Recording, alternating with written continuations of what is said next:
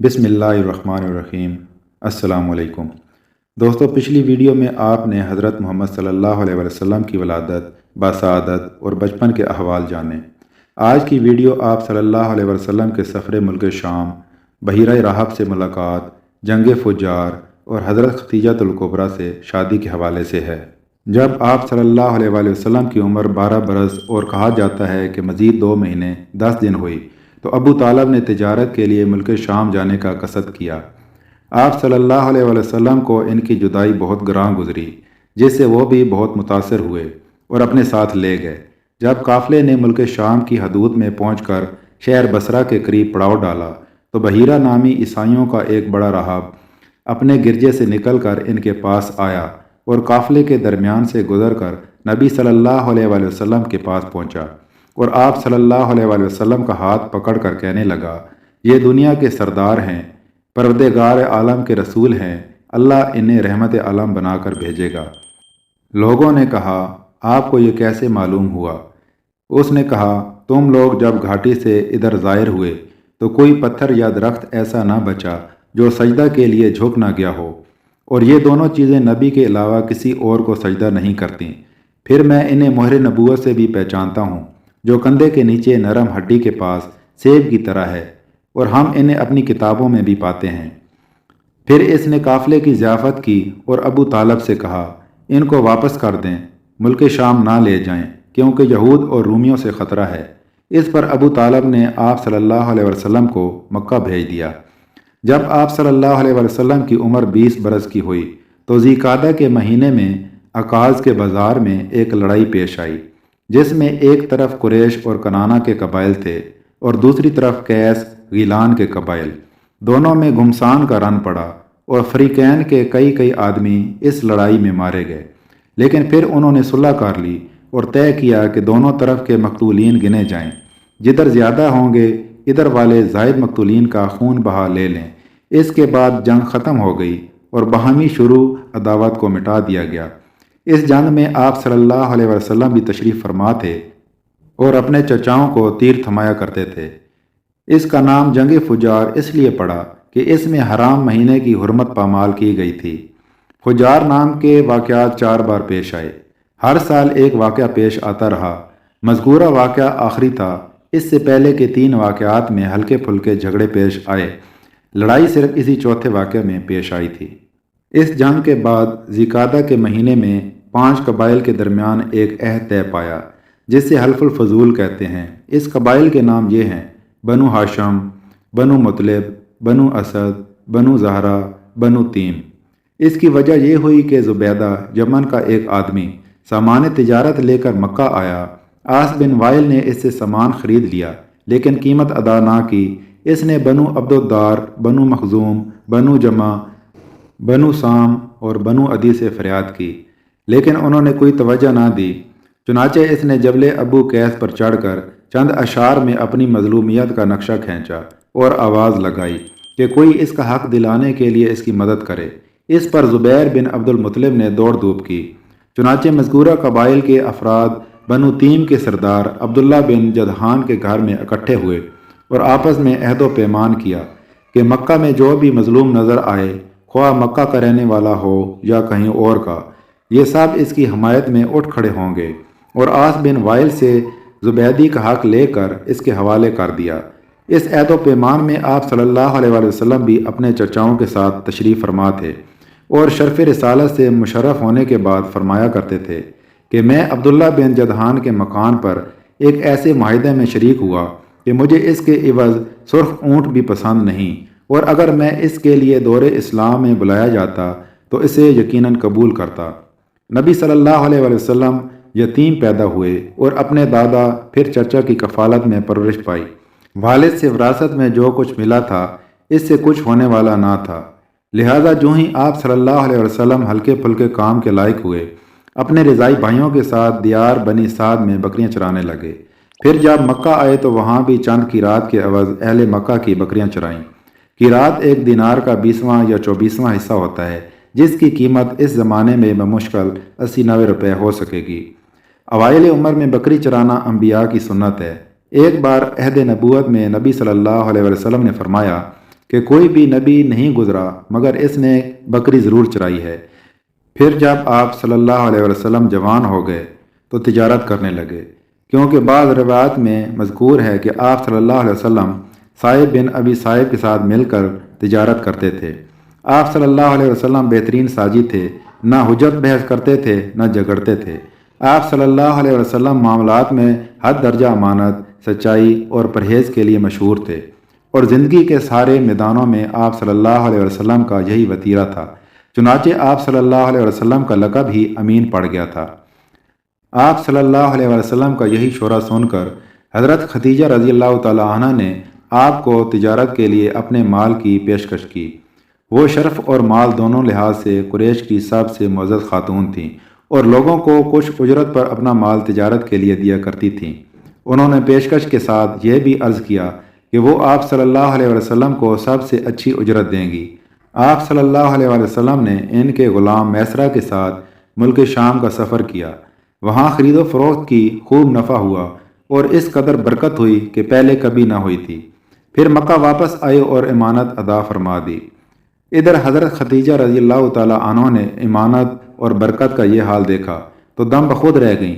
پھر میسرہ نے آپ صلی اللہ علیہ وسلم کے شیریں شمائل، بلند اخلاق اور کہا جاتا ہے کہ دھوپ میں 2 فرشتوں کے سایہ کرنے کا حال بیان کیا تو حضرت خدیجہ رضی اللہ تعالیٰ عنہ نے محسوس کیا کہ ان کا گوہر مراد انہیں مل گیا ہے۔ چنانچہ انہوں نے آپ صلی اللہ علیہ وسلم کے پاس اپنی ایک سہیلی کو بھیجا کہ شادی کی خواہش کا اظہار کیا۔ آپ صلی اللہ علیہ وسلم نے تجویز پسند کی اور چچاؤں سے گفتگو کی۔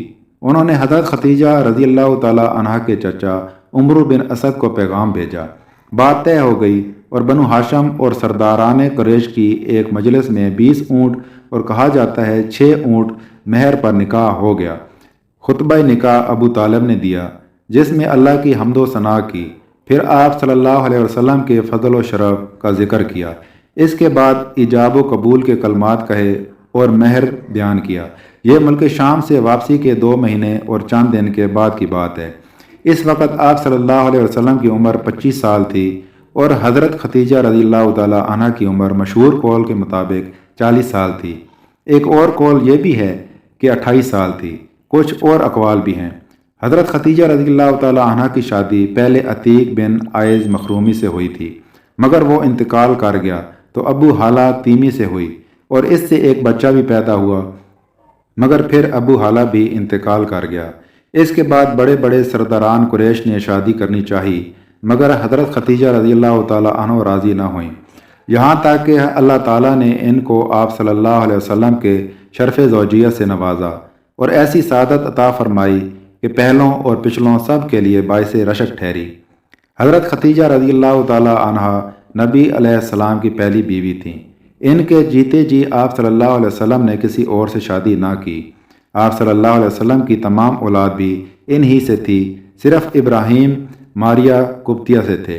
ان کی اولاد کے نام یہ ہیں: پہلے قاسم، پھر زینب، پھر رقیہ، پھر ام کلثوم، فاطمہ، پھر عبداللہ۔ کچھ لوگ تعداد اور ترتیب دونوں سے مختلف بتاتے ہیں۔ آپ صلی اللہ علیہ وسلم کے تمام لڑکے بچپن ہی میں انتقال کر گئے، البتہ تمام بچیوں نے عہد نبوت کو پایا، اسلام لے آئیں اور ہجرت بھی کی، اور سب کی سب آپ صلی اللہ علیہ وسلم کی زندگی ہی میں انتقال بھی کر گئیں۔ صرف حضرت فاطمہ رضی اللہ تعالی عنہ آپ صلی اللہ علیہ وسلم کے بعد 6 مہینے زندہ رہیں۔ آپ صلی اللہ علیہ وسلم کی عمر کا 35واں سال تھا کہ ایک زوردار سیلاب آیا جس سے خانہ کعبہ کی دیواریں پھٹ گئیں۔ یہ دیواریں ایک بار کعبہ میں آگ لگ جانے کی وجہ سے پہلے ہی کمزور ہو چکی تھیں۔ اب قریش مجبور ہوئے کہ از سر نو تعمیر کریں۔ اس موقع پر انہوں نے فیصلہ کیا کہ اس تعمیر میں صرف حلال مال ہی خرچ کریں گے، چنانچہ رنڈی کی اجرت، سود کی دولت اور کسی کا ناحق لیا ہوا مال اس میں استعمال نہیں کریں گے۔ انہیں خانہ کعبہ گراتے ہوئے بھی ڈر لگ رہا تھا کہ کہیں اللہ کا عذاب نہ ٹوٹ پڑے۔ بالآخر ولید بن مغیرہ نے یہ کہہ کر ڈھانا شروع کیا کہ اللہ مصلحین کو ہلاک نہیں کرتا۔ جب لوگوں نے دیکھا کہ اسے کچھ نہیں ہوا تو انہوں نے بھی ڈھانا شروع کر دیا اور حضرت ابراہیم علیہ السلام والی بنیاد تک گرا ڈالا۔ اس کے بعد تعمیر شروع کی۔ تعمیر کے لیے ہر قبیلہ کا الگ الگ حصہ مقرر تھا۔ اشراف اپنے کاندھوں پر پتھر لاتے اور ڈھیر لگاتے۔ آپ صلی اللہ علیہ وسلم اور آپ صلی اللہ علیہ وسلم کے چچا عباس رضی اللہ تعالیٰ عنہ بھی پتھر ڈھو رہے تھے۔ تعمیر کا کام باقوم نامی ایک رومی معمار کر رہا تھا۔ چونکہ مال اتنا جمع نہ ہو سکا تھا کہ عمارت حضرت ابراہیم علیہ السلام کی بنیادوں پر مکمل کی جا سکتی، اس لیے شمال کی طرف سے تقریباً 6 ہاتھ چھوڑ کر اس پر ایک چھوٹی سی دیوار اٹھا دی گئی تاکہ علامت رہے کہ یہ کعبہ کا حصہ ہے۔ اس کو حجر اور حتیم کہتے ہیں۔ جب دیوار حجر اسود تک اٹھ چکی تو ہر سردار نے چاہا کہ وہی حجر اسود کو اس کی جگہ رکھنے کا شرف حاصل کرے۔ اس پر جھگڑا اٹھ کھڑا ہوا اور 4-5 روز تک جاری رہا اور قریب تھا کہ حرم میں خون خرابہ ہو جاتا، لیکن ابو امیہ نے جو سب سے زیادہ عمر رسیدہ تھا یہ کہہ کر فیصلے کی ایک صورت پیدا کر دی کہ مسجد حرام کے دروازے سے جو شخص پہلے داخل ہو اسی سے اس جھگڑے کا حکم جان لیں۔ لوگوں نے یہ تجویز منظور کر لی۔ اللہ کی مشیت دیکھیں کہ اس کے بعد سب سے پہلے جو شخص داخل ہوا وہ آپ صلی اللہ علیہ وسلم تھے۔ قریش نے دیکھتے ہی کہا، یہ محمد صلی اللہ علیہ وسلم ہیں جو کہ امین ہیں، ہم ان سے راضی ہیں۔ پھر آپ صلی اللہ علیہ وسلم ان کے پاس پہنچے تو آپ صلی اللہ علیہ وسلم کو تفصیل بتائی گئی۔ آپ صلی اللہ علیہ وسلم نے اس کا یہ حل نکالا کہ ایک چادر لی، اس میں حجر اسود رکھا اور سب سرداران سے کہا کہ اس کا کنارہ پکڑ کر اوپر اٹھائیں۔ سب نے ایسا ہی کیا۔ جب چادر حجر اسود کی جگہ تک پہنچ گئی تو آپ صلی اللہ علیہ وسلم نے اپنے مبارک ہاتھ سے حجر اسود کو اس کی جگہ پر رکھ دیا۔ یہ اتنا عمدہ فیصلہ تھا کہ اس پر سب خوش ہو گئے۔ حجر اسود زمین سے 1.5 میٹر بلندی پر ہے اور دروازہ تقریباً 2 میٹر اونچا ہے۔ قریش نے اسے اتنا اونچا اس لیے رکھا تھا کہ ان کی اجازت کے بغیر کوئی شخص کعبہ میں داخل نہ ہو سکے۔ دیواریں 18 ہاتھ بلند ہیں جبکہ پہلے 9 ہاتھ تھی۔ اندرون کعبہ 2 لائنوں میں 6 کھمبے یا ستون کھڑے کیے گئے اور 15 ہاتھ کی بلندی پر چھت لگائی گئی، جبکہ پہلے نہ کھمبے یا ستون تھے نہ چھت تھی۔ آپ صلی اللہ علیہ وسلم بچپن ہی سے سلیم العقل، پاک دامن اور بھرپور قوت کے مالک تھے۔ جوانی اور پختگی کا زمانہ آیا تو آپ صلی اللہ علیہ وسلم کی خوبیاں اور نکھر آئیں۔ آپ صلی اللہ علیہ وسلم درست سوچ، صحیح نظر، بہترین اخلاق اور عمدہ عادات کا سب سے بلند نمونہ تھے۔ سچائی اور امانت، مردانگی اور شجاعت، عدل و حکمت، زہد و قناعت، بردباری اور عفت، صبر و شکر، حیا اور وفا، خیر خواہی اور تواضع سب میں ممتاز تھے۔ بھلائی اور احسان میں آپ صلی اللہ علیہ وسلم کا کوئی ثانی نہ تھا۔ ابو طالب نے کیا خوب کہا، وہ گورے مکھڑے والا جس کی برکت سے ابر رحمت برستا ہے، وہ یتیموں کا سہارا اور بیواؤں کا نگہبان ہے۔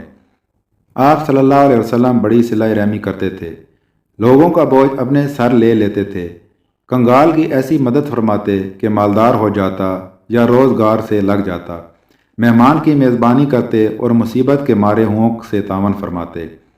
اللہ نے آپ صلی اللہ علیہ وسلم کی حفاظت و مہربانی کا خاص انتظام فرمایا تھا اور قوم کے اندر پھیلی ہوئی خرافات اور برائیوں کے خلاف آپ صلی اللہ علیہ وسلم کے دل میں نفرت ڈال دی تھی۔ چنانچہ آپ صلی اللہ علیہ وسلم بتوں کی عید پر حاضر نہ ہوتے تھے، نہ شرک کے میلوں میں جاتے تھے۔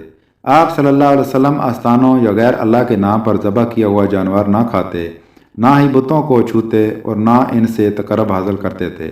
لات و عزا کی قسم تو سننا بھی گوارا نہ فرماتے تھے۔ شراب نوشی اور کھیل کود کے مجلسوں سے آپ صلی اللہ علیہ وسلم انتہائی دور تھے۔ ایسی کسی مجلس میں آپ صلی اللہ علیہ وسلم نے کبھی شرکت نہ فرمائی، حالانکہ یہی مجلسیں جوانوں کی تفریح گاہ اور دوستوں کے لیے جائے ملاقات ہوا کرتی تھی۔ دوستو، اگلی ویڈیو میں آپ جان سکیں گے حضرت محمد صلی اللہ علیہ وسلم پر وحی کا نزول۔